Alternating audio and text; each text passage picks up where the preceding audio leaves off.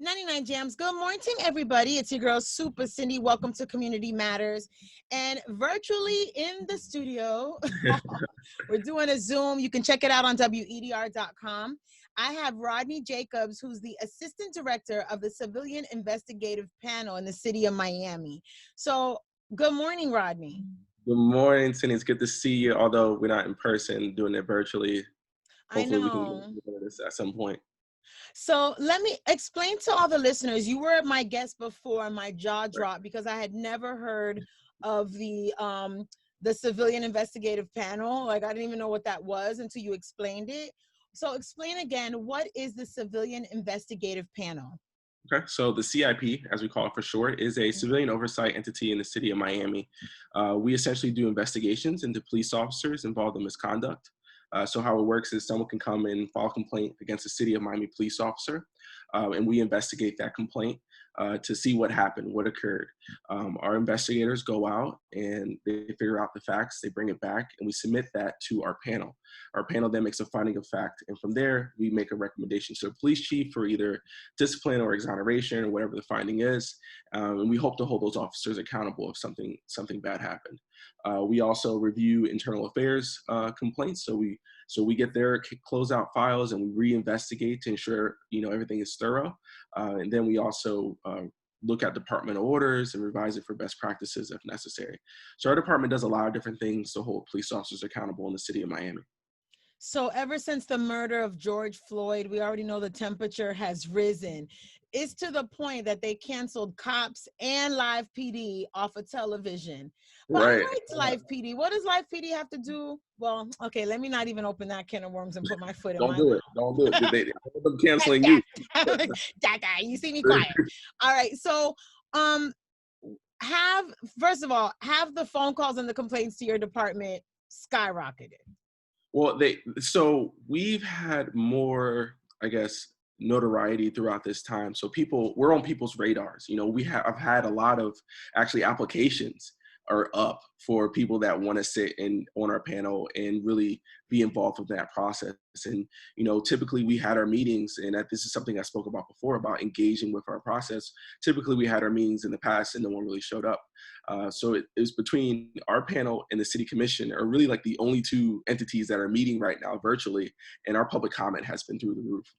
We've had people that wanted to comment on our cases, comment on what's going on. So we have had that level of integration and participation, but we've gotten a few complaints too. So we had the case with Dr. Armin Henderson. He was arrested or detained by the police officer just by kind of cleaning out his own van, and it was a big fiasco. I don't know if you heard about that case. So he filed a complaint in our office, and our investigators are looking into that as we speak. When did that happen? I want to say that maybe a month and a half ago. Okay. It was a while ago. So Dr. Armin Henderson, he was the gentleman, great guy that works with the Dream Defenders, was giving out masks to the homeless. I remember. They picked the wrong guy, boy. Yeah, and it was very like Henry Louis Gates kind of situation in Cambridge, Massachusetts, that happened. So, we had that here, and it went viral, made a lot of media news too. So we've been working that case, and Dr. Henderson is actually a personal friend, so I have a lot of respect for the work he does in and around the community. So explain, because I was going to say, explain the process before the George Floyd, but the process is still the same. Please explain to our viewers and listeners, what is the process? So God forbid I get pulled over, I feel mistreated by the whole situation, how I was treated by the police. And this is for you handle the city of Miami Police Department.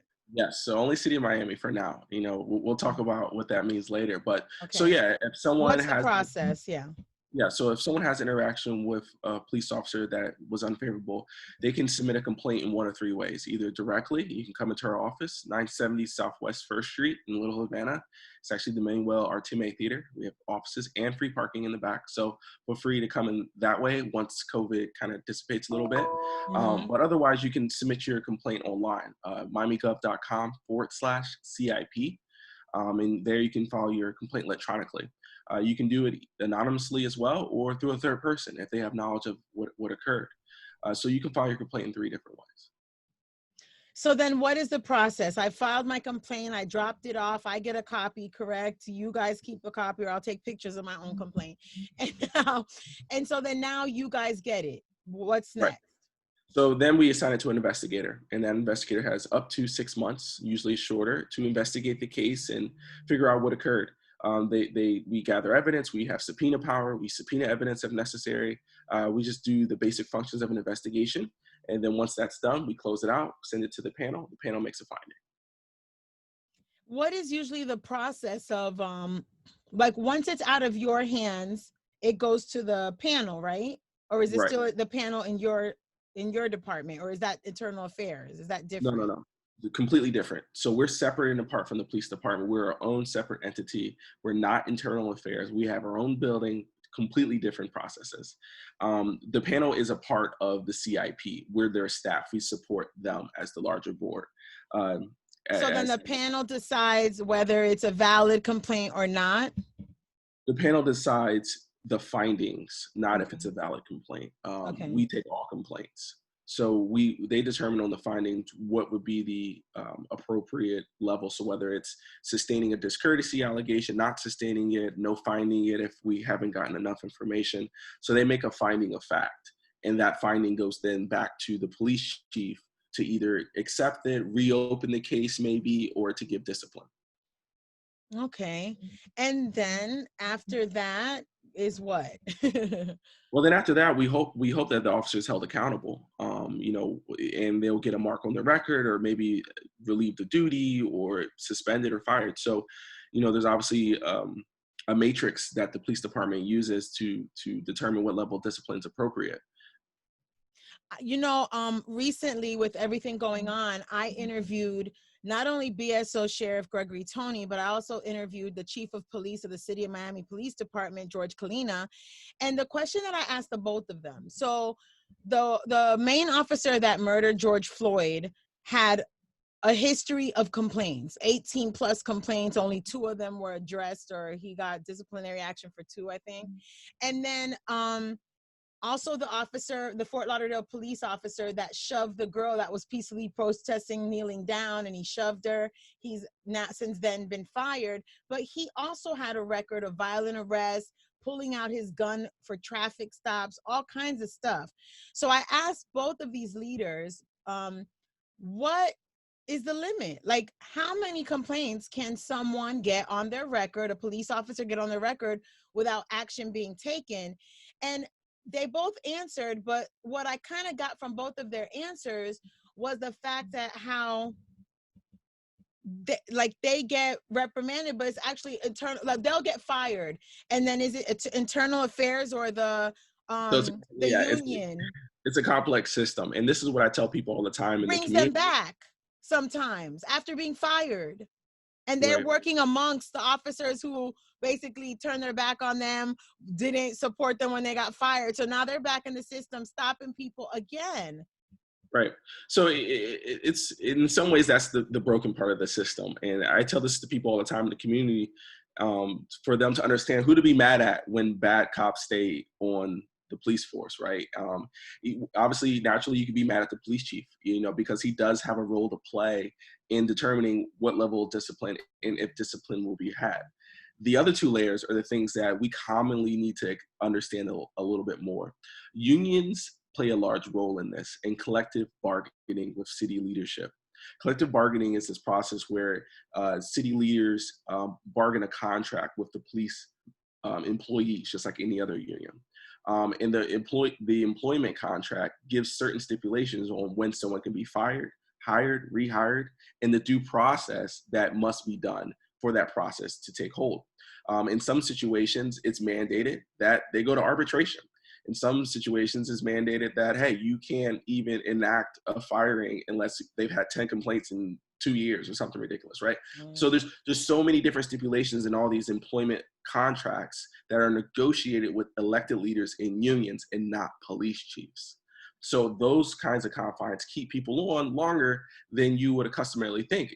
Us in the community, we think like, oh, I'm mad at the police chief, it's all his fault. Well, it really isn't. Like he can't do anything about that. You have to be mad at your elected leaders for bargaining this horrible contract. the other angle to this is state attorneys, right? If someone does something criminally, the best the chief can do is relieve them of duty with pay. The with pay part comes through collective bargaining, right? The Yeah, unions like bargain. why would you get okay, go keep going, sorry. Because they have really good unions that bartered into their contracts saying, like, listen, if you're going to relieve us of duty for a crime that we haven't been convicted on yet, you're going to have to do it with pay. And city leadership agrees to that. They agree to these things. So the people that we vote in are the ones agreeing to this. That's why it's so important to vote. So important when to it's vote. time to vote these leaders in. And it doesn't just end with your local elected leaders. And going back to my last example, charging police officers for crimes comes down to the state attorney, right? Or your district attorney, depending on what state you live in. These are the people that have the onus in and of themselves to say, I'm going to charge you. I'm going to try this case. I think you've done something outside the bounds of public safety that may not even be heinous. But as we saw with George Floyd, his situation was heinous. He committed murder. But it takes state attorneys that we elect to bring those charges. So those are really your three layers. You have your police chief that does have some responsibility, don't get me wrong. You have collective bargaining and unions, and you have your state attorney's offices.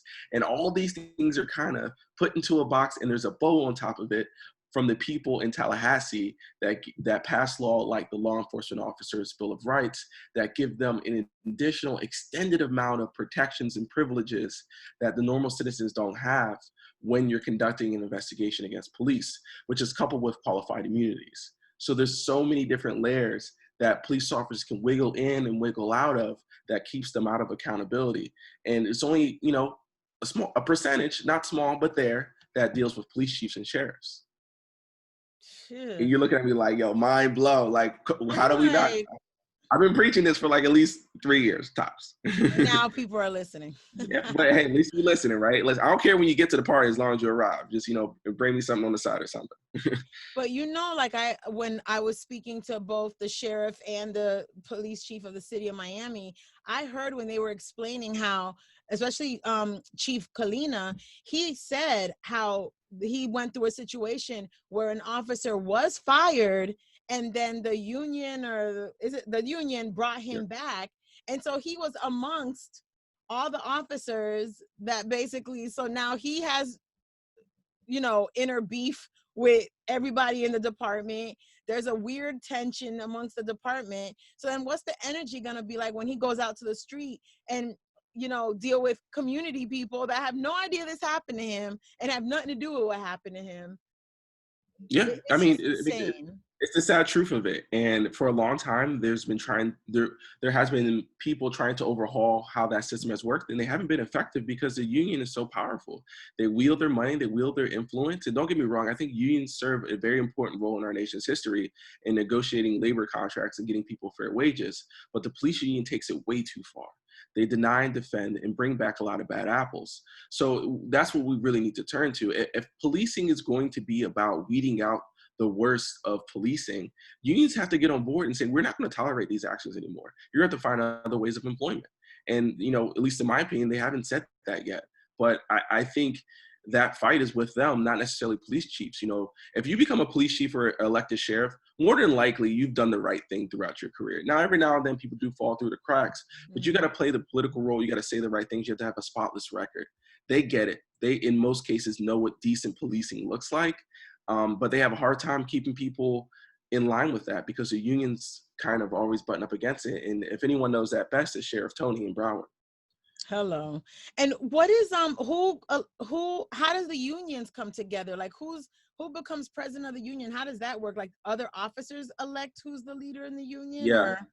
You got to be a part of the union to vote. And not all officers are in the union, but they get union protection.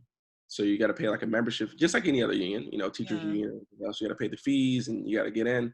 But although everyone's not in the union, they still benefit from the collective bargaining agreements that are pushed. But by determining who the union president is, it's up to the membership. And sometimes you might not have a lot of good members in the union.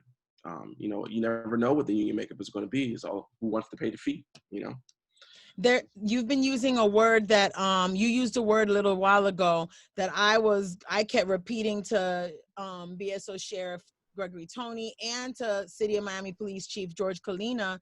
was accountability. And I think that's one of the biggest issues, that a lot of people are not held accountable for their actions. So Mhm. since this, that's what your department is really about. Your department is really about holding people accountable for their actions. So now that there's social media, video cameras everywhere now, like like I said earlier, TV show like Cops and Live PD get canceled. Everybody's eyes are on the police and how they arrest people and what they're doing. Is that making your job a little bit easier? Does it make it harder? How does that affect your civilians investigative panel? Yeah, so I've been telling people, listen, this is business as usual for me.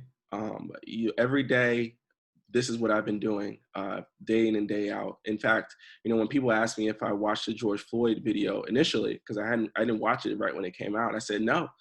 I'm like, listen, we got 250 to 300 cases average in our department. Each one comes with their own body worn camera footage, about 3 to 4 hours of footage per cop. I try to keep my trauma at a minimum as a Black man, so I haven't watched Mm. it. I didn't watch it initially. I didn't watch it until thereafter. So for me, listen, I tell everyone else, listen, I'm trying to work myself out of a job. I hope that we don't have to do this, in 10 years from now, or even 5 years from now, because, policing has changed so much that we don't have to worry about uses of force or people getting killed. But the reality of it, at least right now, is that this has been my life. So it's not necessarily gotten any harder or easier, but it's created an additional layer of focus on my part to really dive in and dig deep and keep pushing this momentum and having people kind of channel this protesting anger into our departments. And that's what really has brought us to this idea of having oversight for the whole county. We've been pushing this measure now for 2 to 3 weeks. Commissioner Barbara Jordan is really sponsoring some great legislation, along with Daniela Levine Cava, who's also running for mayor, who's doing terrific work as well, to really say, listen, the largest police department in the state of Florida is Miami-Dade Police Department, which is Mm. also like top 8 in the nation for the size of police departments by Mhm. sworn police officers. And it's ridiculous that they don't have some civilian entity that's overseeing their operation. So we have a large community coalition that is pushing every day, not to just have any kind of oversight in name only, but to have a real organization with real teeth that can hold officers accountable.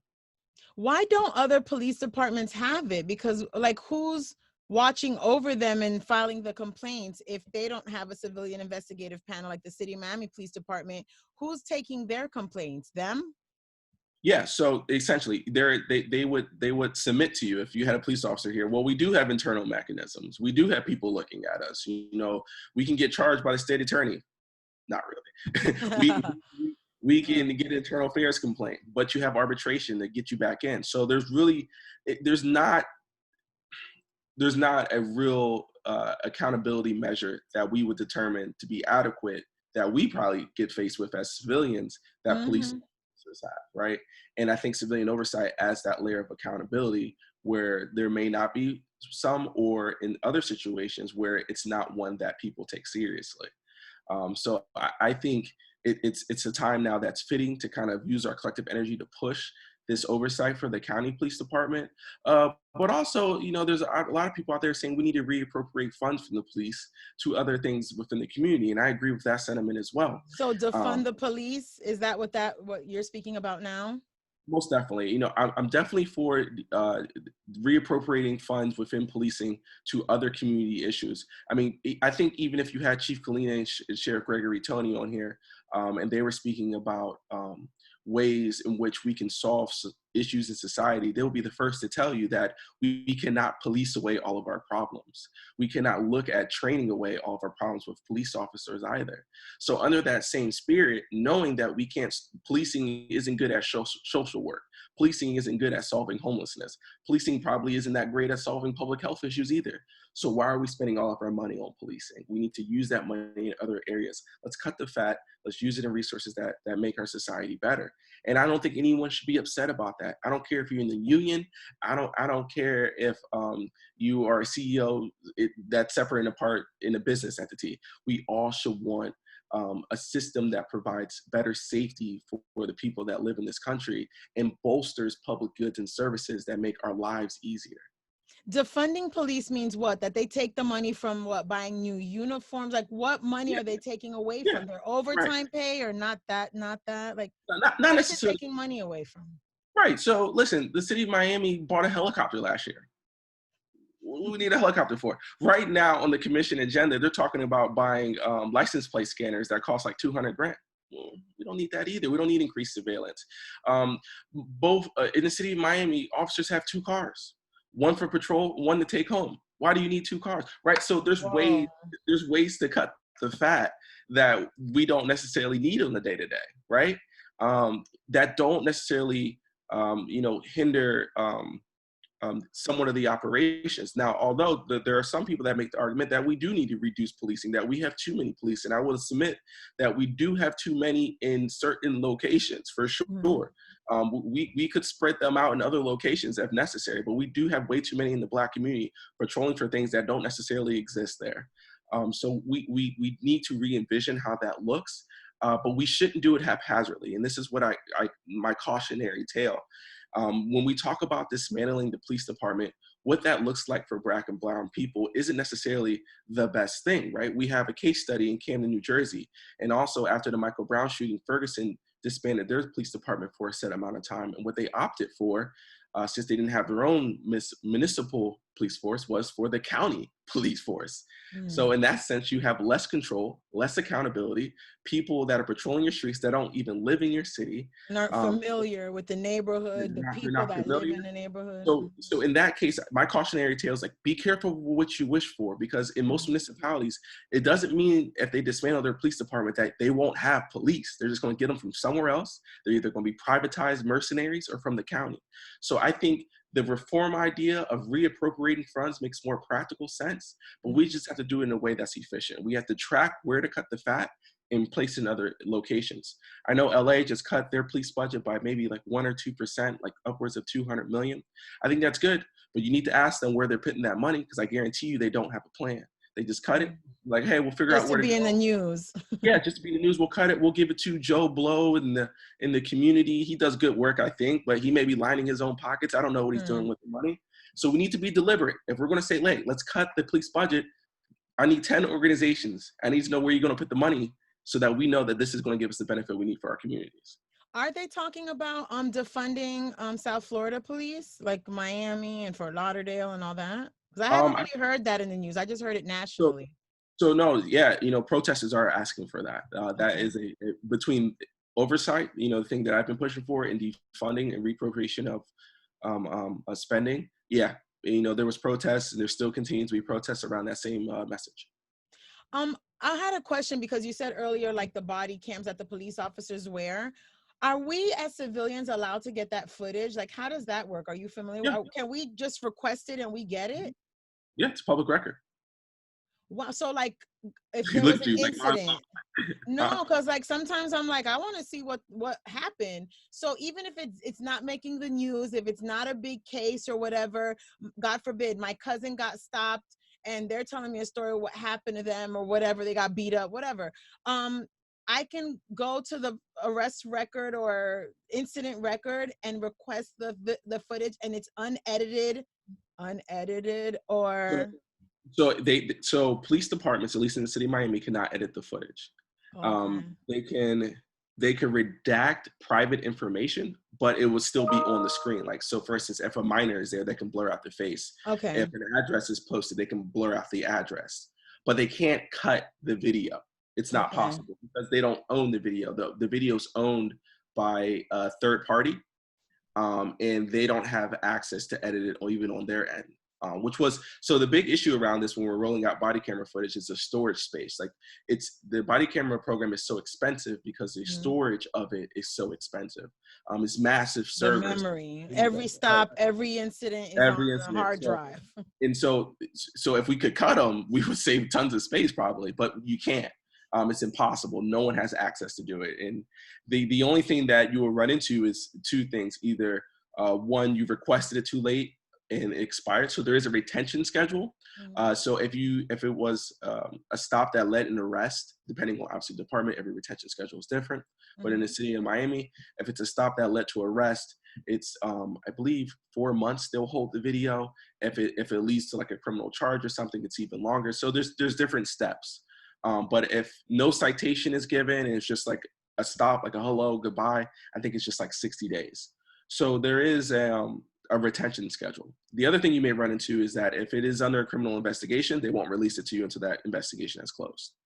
And that could take a couple of years in some cases. So I would request it before I request an investigation. Is that the smart way maneuver around it? That's a way to maneuver. That is a way to. But you got to be careful. They may do it internally too. Even true. You're high profile. So if you come on the radio like, yo, I got a complaint, the chief is going to highlight that camera, lock it down. We doing an investigation. So you can request it. Anyone can. So we've been speaking to Rodney Jacobs, who's the Assistant Director of the Civilian Investigative Panel. We're going to wrap things up, Rodney, but wrap it up with what changes do you want? And it has to be briefly, I'm sorry, because we ran out of time, but what changes do you want? And you know you can always come back, so that's nothing. But what changes do you want to see?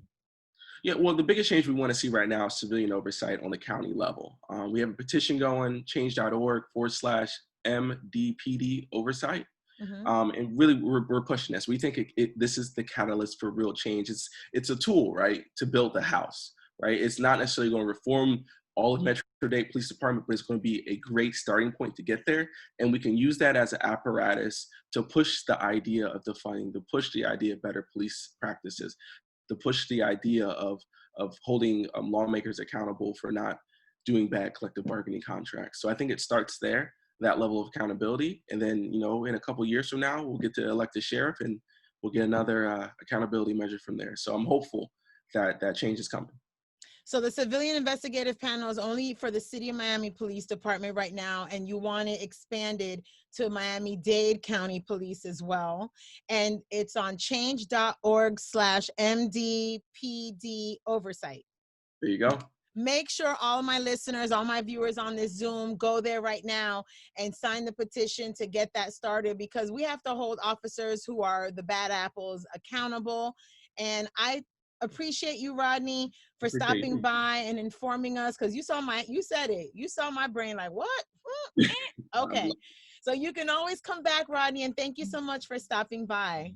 Awesome. Take care. Thanks for everything. You too. Your girl, Supa Cindy, Community Matters, 99 JAMZ.